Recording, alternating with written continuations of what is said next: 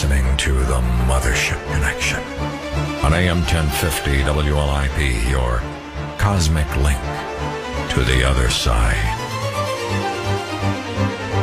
Either I'm getting busier or these breaks are getting shorter and shorter. They are definitely getting shorter. Good thing we have kidneys of steel here in the studio, because that bathroom is down the hall. Not quite mine. Speak for yourself. Oh yeah, did you pass your still. stones yet? No, and it's been pushing me pretty hard today. I've actually been kind of uncomfortable most of the day today. So it's in the tunnel now. She's moving today, there's no doubt. Ouch. There's only pain when it moves, and then she's moving today. So if you go over railroad tracks, your car sounds like a Yahtzee dice.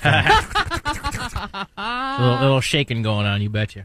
Beautiful. Joining us, welcome to the Mothership Connection. I'm Dobie Maxwell, the king of Uranus. Also, Shelley Maas-Hernandez is here. That was Greg Deguire with his kidney stone problem. Joining us in studio, a very good friend and a gentleman who is, it's amazing on this show, as long as we've been on the air. When somebody moves on, someone else comes in, and it's always a good energy. Gary Panch, another good friend, had his job. He'll be back in the future, but he had to go on there. Joining us in studio, Eno Yaw. We've talked about this before.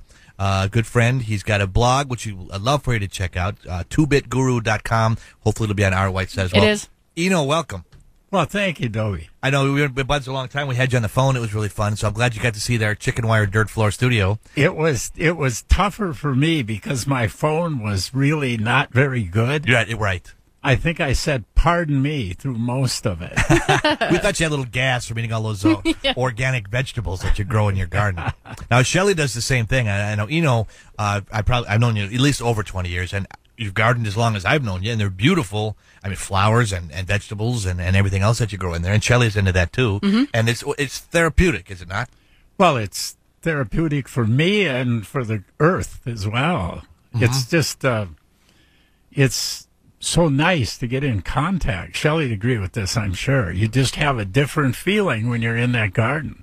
Oh yeah, and I this is the first year in many years that I didn't actually get to do a garden, which is disappointing. But I have 3 4 by 8 boxes, raised off the ground, and they're filled with totally natural soil. It's vegetable mulch, topsoil, and sand.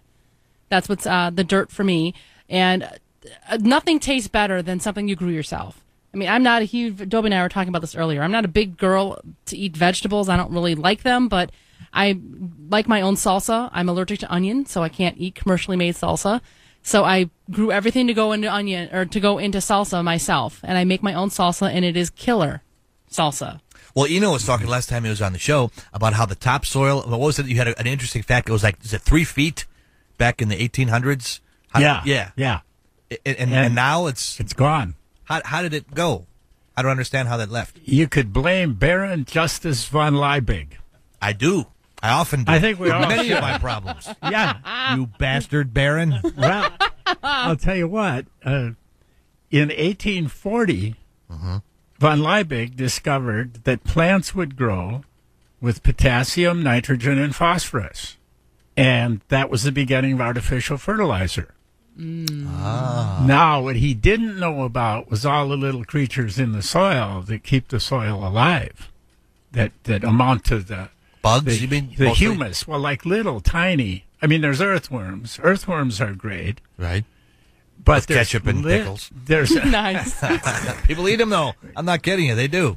Oh, I would imagine. Yes, people somewhere eat them, but not here. I don't. Franksville eat them. Nice. You don't have beers in you. You'll eat anything. I don't care for them. But anyway, so what happens is you go to artificial fertilizer and forget about putting the organic stuff in, manure, compost, and the soil dies. But von Liebig didn't know that. He was not aware of anything other than the fact that I put these chemicals together and look at the plants grow. It's wonderful. So that's where the topsoil went. So we're at a state now where, let me back up a little bit. There's a concept called the wheel of life. Okay. What it says is that creatures are born, they live, they die, and along the way, they poop. And when they poop, they fertilize the plants. So the plants grow, which feeds the creatures. Okay? if you start taking pieces out of that equation, you wind up with what I call the wheel of death, which is where we are right now. I'd like to buy a vowel, Eno. That's our guest, Eno Yaw. We're going to cut you off right there only because we have top of the hour news. He's going to be with us as long as he cares to be. If you want to talk to Eno about a lot of stuff, we'll be talking about poop, the Wheel of Life, Sir Albert Howard, Poison World, The Garden is good guide for how to live. We're talking about all those things. You can check out his blog. We'll be talking about all that. We are the Mothership Connection. Don't go anywhere. What else? Anything else coming up? I just want to hear you say poop again. Poop, poop, poop, poop, poop. P-O-O-P. We're coming right back, and we're going to make it interesting. And we're 12. Everybody is. The Mothership Connection flies. Top of the hour news coming up. Don't go anywhere. We're going to go back and talk about poop. You're listening to the Mothership Connection on AM 1050 WLIP, your cosmic link to the other side. I feel like an idiot now. Welcome back. The Mothership flies on your Sunday evening. We are always delighted that you listen to us. Hopefully we'll put something in your craw that makes you think. Mm-hmm. If you're angry, happy, maybe something that you want to add to the mix, to the soup mix, 262-694. 1050 is our number. Dobie Maxwell is my name. The King of Uranus. Not the Duke, not the Earl, the King. Shelley Maas-Hernandez, Fawcett Majors, Rodham Clinton, Abdul-Jabbar, the most hyphenated woman in show business. Are we in show business? I'm not exactly sure, but she's with us as well, taking the phones. Greg Deguire is here from the North Side Pick and Save, and also in-studio guest, good friend Eno Yaw. That's E-N-O-Y-A-W. This website, 2bitguru.com. He's got some interesting things up there. Now, people always ask, Shelley was asking this in the car, so I'll tell the story. How do we meet? Yeah, and I want to know about the name, too. Okay, we'll talk about that. About his name, about the name Eno, but I met him when he was a comedian. The very first night I did comedy, there was a gentleman named C. Cardell Willis who was the MC of the show, and I had no idea what comedy was all about. And I sat there, and he said, "This first gentleman I'm going to bring up to the stage," and it was Eno. And that's the very first time you ever were on a stage doing comedy. The very first night, yes. That's amazing. And how did you do, Eno? He wasn't there. He left. He had a regular job. That's why he went up first, because he had a career. Okay. I was just a punk maggot that was looking for something to do like the rest of the comedians, so he had some place to go, so he did his set and left. I didn't even know you went on that night. Yeah, I sure did. Oh, I'll be darned. Yeah, I didn't do very well. It was 5 minutes. Well, I never did very well there. I went on first all the time, and there were maybe 3 people in the audience besides comedians. I was one of them. I was 33% of your audience. I thought you were really funny.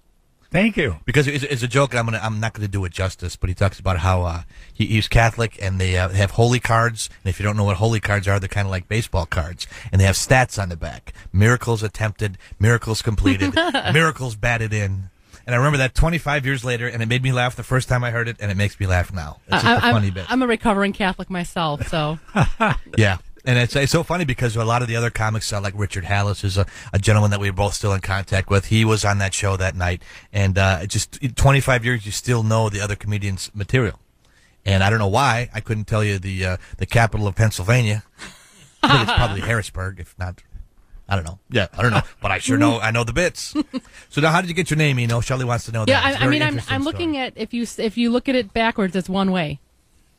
That's right. Is that it? Yeah. My dad's name was Anya, and my mother's name was Eno Yaw.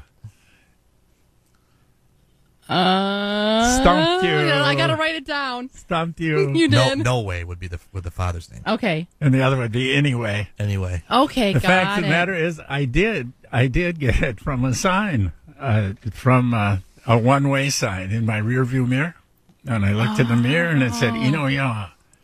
And then I decided that that'd be a great name for a business. And so I named my movie business Eno Yaw. And I think I mentioned last time I was here, I'm using the word business in the broadest possible sense. And then I thought, well, why not me? So I decided I'd become Eno Yaw.